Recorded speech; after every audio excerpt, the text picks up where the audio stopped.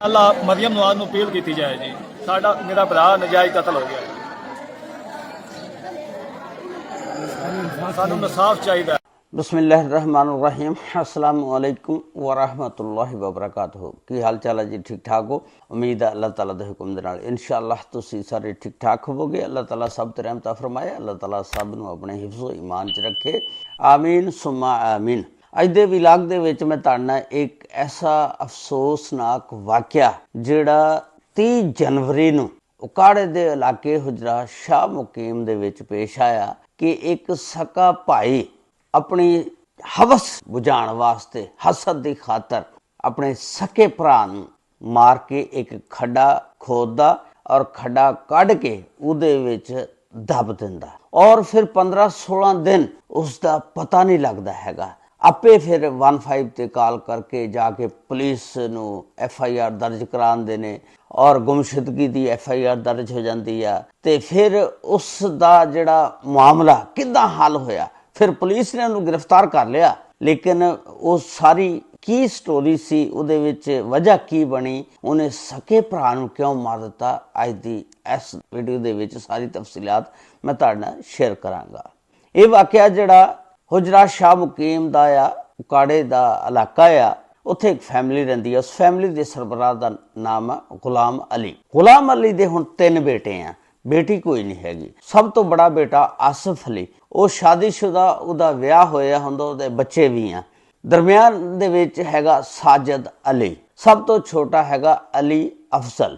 हुण जिहड़ा साजिद अली आ, इहदी एक खाला दी बेटी हुंदी है जिहड़ी बड़ी खूबसूरत हुंदी है। ये अपनी मां नूं कहंदा कि मेरी शादी करो, मैं एक कुड़ी पसंद कीती आ। इहदी मां कहंदी किहड़ी तू कुड़ी जिहड़ी पसंद कीती आ? ये कहंदा कि वो ही अपनी खाला दी बेटी, उसका असीं फर्जी नाम रख लैंदे आ कमल। वो जिहड़ी खाला दी बेटी कमल, उहदे नाल शादी करना चाहना। इहदी मां ने प्यो दे नाल गल कीती, इहदे नाल अपने शौहर नाल, ते इह कहंदा चलो ठीक आ, आपां पुछ लैंदे आ रिश्ता। ये हुण दोनों पुछण चल जाते ने रिश्ता। जिस वे रिश्ता पुछण जाते ने, साजिद अली ठीक मुंडा हुंदा, खूबसूरत हुंदा और अपनी रोजी रोटी कमा रहा हुंदा, उन्होंने हाँ कर दी। दसंबर दे विच इन्हां दी शादी हो गई कमल दी और साजिद अली दी। साजिद अली और कमल जिस वेले अपनी हंसी खुशी जिंदगी गुजार रहे ने, उन्होंने कोई टेंशन नहीं, बड़ी फर्स्ट क्लास जिंदगी गुजार रहे ने। हुण जिहड़ा अली अफजल आ, वो अंदरों अंदर कुड़ रहा। असल दे विच कहानी इदां हुई कि ये जिहड़ा अली अफजल सी, इहनूं नहीं सी पता कि मेरे तो पहला मेरा भाई इस लड़की दे उत्ते अख रख लेगा।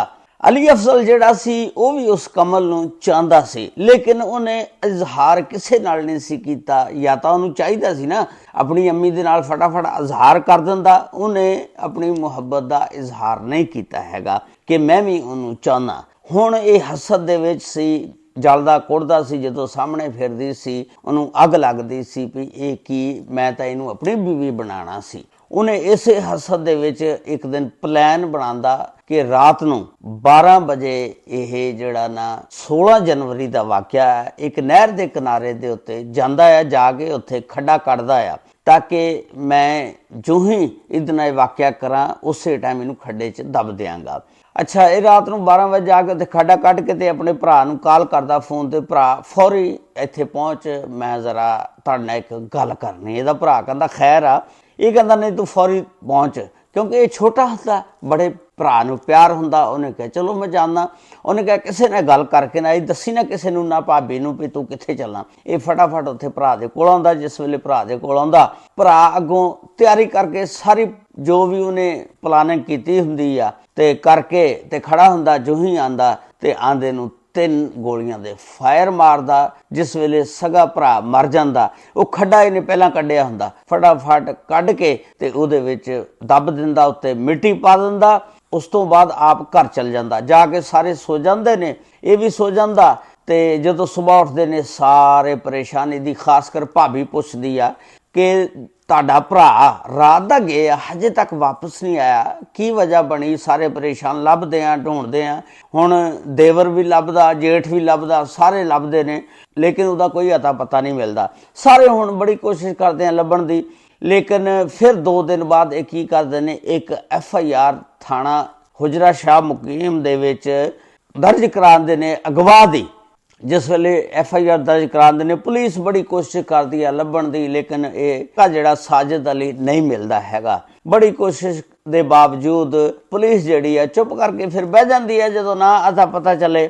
ਉਸ ਤੋਂ ਬਾਅਦ ਇੱਕ ਦਿਨ ਐਸਾ ਮੌਕਾ ਆਇਆ ਕਿ ਅੱਲਾ ਦੀ ਜਦੋਂ ਕੁਦਰਤ ਜ਼ਾਹਰ ਕਰਨ ਲੱਗਦੀ ਹੈ, ਕਿਉਂਕਿ ਕਤਲ ਜਿਹੜਾ ਹੈ ਕਦੀ ਛੁਪਿਆ ਨਹੀਂ ਰਹਿੰਦਾ ਹੈਗਾ।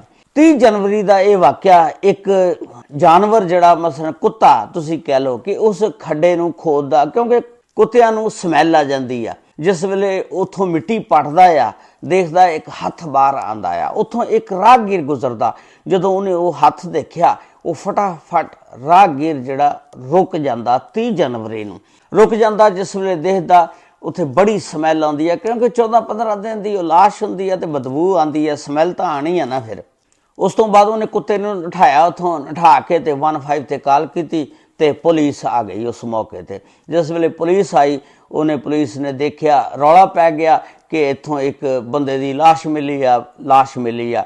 ਉਹ ਸਾਰੇ ਇਲਾਕੇ ਦੀ ਆਵਾਮ ਇਕੱਠੀ ਹੋ ਗਈ। ਜਿਸ ਵੇਲੇ ਇਕੱਠੀ ਹੋ ਗਈ ਤੇ ਉੱਥੇ ਸਾਰਿਆਂ ਨੇ ਵੇਖਿਆ ਤੇ ਵਿੱਚੋਂ ਪਹਿਚਾਣ ਲਿਆ ਕਿ ਇਹ ਤਾਂ ਸਾਜਿਦ ਅਲੀ ਆ। ਤੇ ਉਹਦੇ ਘਰ ਦੇ ਵੀ ਫੌਰਨ ਆ ਜਾਂਦੇ ਨੇ, ਆ ਕੇ ਤੇ ਫਿਰ ਉੱਥੇ ਰੌਲਾ ਪਾਉਣਾ ਸ਼ੁਰੂ ਕਰ ਦਿੰਦੇ ਨੇ। ਫਿਰ ਉਹਦੇ ਘਰ ਦੇ ਇhtਜਾਜ ਕਰਦੇ ਨੇ ਪੁਲਿਸ ਦੇ ਖਿਲਾਫ ਕਿ ਅੱਜ 15 ਦਿਨ ਬਾਅਦ ਜਾ ਕੇ ਇਹ ਲਾਸ਼ ਮਿਲੀ ਆ। ਪੁਲਿਸ ਨੇ ਕੀ ਕੀਤਾ, ਇਹਦਾ ਕਾਤਲ ਕੌਣ ਆ, ਇਹਨੂੰ ਲੱਭੋ। ਪੁਲਿਸ ਨੂੰ ਉਹਨਾਂ ਨੇ ਥੋੜ੍ਹਾ ਜਿਹਾ ਜ਼ੋਰ ਦਿੱਤਾ। ਖੈਰ ਪੁਲਿਸ ਜਿਹੜੀ ਆ ਨਾ, ਫਿਰ ਜਦੋਂ ਤੁਹਾਨੂੰ ਪਤਾ ਟੈਕਨੀਕਲ ਤਰੀਕੇ ਨਾਲ ਲੱਭਣੇ ਤੇ ਆ ਜਾਏ ਤੇ ਫਿਰ ਲੱਭ ਲੈਂਦੀ ਆ। ਪੁਲਿਸ ਨੇ ਫਿਰ ਘਰ ਵਾਲਿਆਂ ਨੂੰ ਕਿਹਾ ਕਿ ਇਹਦਾ ਫੋਨ ਨੰਬਰ ਦੇਵੋ, ਤੇ ਉਹਦਾ ਫੋਨ ਨੰਬਰ ਲਿਆ ਔਰ ਪੁਲਿਸ ਨੇ ਫਿਰ ਉਹਦੇ ਫੋਨ ਨੰਬਰ ਤੋਂ CDR ਕਢਵਾਈ ਪਈ। ਇਹਨੇ ਕਾਲਾਂ ਕਿਹਨੂੰ ਆਖਰੀ ਟਾਈਮ ਦੇ ਵਿੱਚ ਕੀਤੀਆਂ। ਸਭ ਤੋਂ ਜ਼ਿਆਦਾ ਕਾਲਾਂ ਉਹਦੀ ਬੀਵੀ ਦੇ ਨਾਲ ਸੀ ਤੇ ਔਰ ਸਾਜਿਦ ਅਲੀ ਦੇ ਨਾਲ ਸੀ।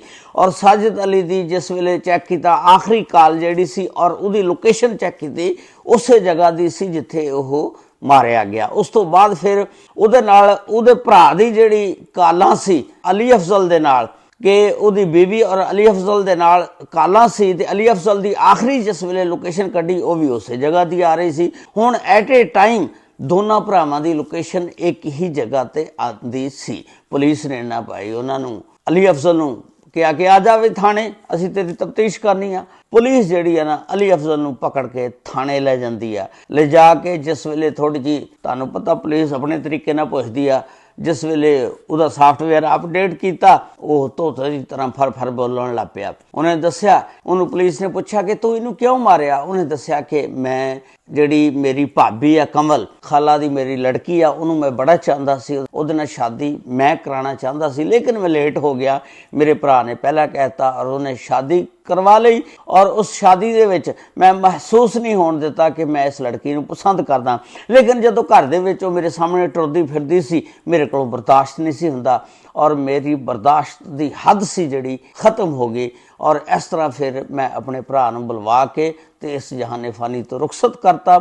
ਇਹ ਇੱਕ ਦਿਲਖਰਾਸ਼ ਵਾਕਿਆ ਸੀ। ਇੱਕ ਲੜਕੀ ਦੀ ਖਾਤਰ ਆਪਣੇ ਸਕੇ ਭਰਾ ਨੂੰ, ਜਿਹਦੇ ਨਾਲ ਬਚਪਨ ਗੁਜ਼ਾਰਿਆ, ਇਕੱਠੇ ਇੱਕੋ ਘਰ ਦੇ ਵਿੱਚ ਖੇਲੇ ਔਰ ਜਵਾਨ ਹੋਏ, ਤੇ ਫਿਰ ਇੱਕ ਲੜਕੀ ਦੀ ਖਾਤਰ ਆਪਣੇ ਭਰਾ ਨੂੰ ਇਸ ਦੁਨੀਆ ਤੋਂ ਰਵਾਨਾ ਕਰਤਾ। ਇਹਦੇ ਵਿੱਚ ਨਤੀਜਾ ਇਹ ਹੀ ਆ ਕਿ ਕੋਈ ਬੰਦਾ ਵੀ ਆਪਣੀ ਜਿਹੜੀ ਮੰਜ਼ਿਲ ਹਾਸਲ ਕਰਨਾ ਚਾਹੁੰਦਾ, ਇਸ ਰਾਸਤੇ ਤੇ ਚੱਲ ਕੇ ਆਪਣੀ ਮੰਜ਼ਿਲ ਜਿਹੜੀ ਆ ਉਹ ਹਾਸਲ ਨਹੀਂ ਕਰ ਸਕਦਾ, ਉਹਨੂੰ ਜ਼ਿਲਤ ਹੀ ਲੱਭਦੀ ਆ।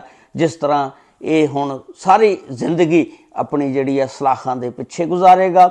ਹਜ਼ਰਤ ਆਦਮ अलैहिस्सलाम ਦਾ ਵਾਕਿਆ ਸੀ ਨਾ, ਇਹ ਕਤਲ ਉੱਥੋਂ ਹੀ ਔਰਤ ਤੋਂ ਸ਼ੁਰੂ ਹੋ ਗਿਆ। ਉਹ ਹਜ਼ਰਤ ਆਦਮ अलैहिस्सलाम ਦੇ 2 ਬੇਟੇ ਸੀ ਨਾ, ਹਾਬੀਲ ਤੇ ਕਾਬੀਲ, ਤੇ ਉਹ ਕਾਬੀਲ ਦੇ ਨਾਲ ਉਹਦੀ ਭੈਣ ਪੈਦਾ ਹੋਈ ਅਕਲੀਮਾ। ਹਾਬੀਲ ਦੇ ਨਾਲ ਜਿਹੜੀ ਭੈਣ ਹੋਈ ਪੈਦਾ ਉਹ ਹੋਈ ਲਿਊਜ਼ਾ। ਤੇ ਇਹ ਜਿਹੜੀ ਸੀ ਭੈਣ, ਇਹ ਜ਼ਰਾ ਖੂਬਸੂਰਤ ਨਹੀਂ ਸੀ। ਜਿਹੜੀ ਕਾਬੀਲ ਦੇ ਨਾਲ ਭੈਣ ਪੈਦਾ ਹੋਈ ਸੀ ਨਾ ਕਲੀਮਾ, ਉਹ ਜ਼ਰਾ ਖੂਬਸੂਰਤ ਸੀ। ਤੇ ਇਸ ਤਰ੍ਹਾਂ ਇਹਨਾਂ ਦੋਨੋਂ ਭਰਾਵਾਂ ਦਾ ਫੱਡਾ ਬਣ ਗਿਆ ਸੀ ਕਿ ਉਹ ਕਹਿੰਦਾ ਸੀ ਜਿਹੜੀ ਅਕਲੀਮਾ ਖੂਬਸੂਰਤ ਆ ਉਹਦੇ ਨਾਲ ਸ਼ਾਦੀ ਮੈਂ ਕਰਾਣੀ ਆ, ਉਹਨੇ ਕਿਹਾ ਸੀ ਮੈਂ ਕਰਾਣੀ ਆ। ਇਸ ਤਰ੍ਹਾਂ ਫਿਰ ਇੱਕ ਭਰਾ ਨੇ ਦੂਸਰੇ ਭਰਾ ਨੂੰ ਕਤਲ ਕਰ ਦਿੱਤਾ ਸੀ। ਇਹ ਵਾਕਿਆ ਉੱਥੋਂ ਸ਼ੁਰੂ ਹੋ ਗਿਆ। ਬਸ ਅੱਜ ਦਾ ਫਿਰ ਇਹ ਵਾਕਿਆ ਜਿਹੜਾ ਤਾਜ਼ਾ ਹੋ ਗਿਆ ਕਿ ਇੱਕ ਔਰਤ ਦੀ ਖਾਤਰ ਸਗੇ ਭਰਾ ਨੇ ਭਰਾ ਨੂੰ ਮਾਰ ਦਿੱਤਾ। ਅੱਲਾਹ ਤਾਲਾ ਸਭ ਤੇ ਰਹਿਮਤ ਫਰਮਾਏ। ਅੱਲਾਹ ਤਾਲਾ ਸਭ ਨੂੰ ਆਪਣੇ ਹਿਫਜ਼ੋ ਈਮਾਨ 'ਚ ਰੱਖੇ। ਅਸਲਾਮੁ ਅਲੈਕੁਮ ਵ ਰਹਿਮਤੁல்லாਹਿ ਵ ਬਰਕਾਤੁਹੂ।